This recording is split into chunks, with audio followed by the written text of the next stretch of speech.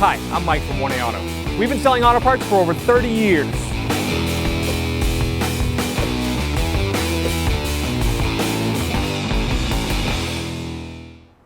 What's up, guys? I'm going to show you how to check the coolant in your BMW 325Ci.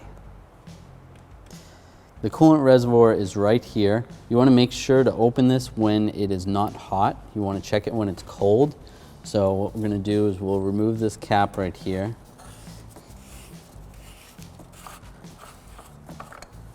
And inside there is a little level.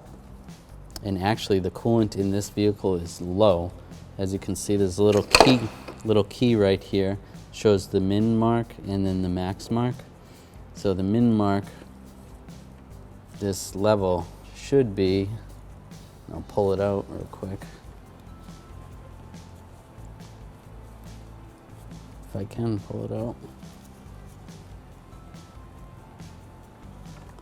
All right, so this min mark, the level should be right about there. And then at max, it should be at about right there. So our coolant level is low. We would have to top this off. We would just get some coolant that's mixed 50-50 with the appropriate type of coolant.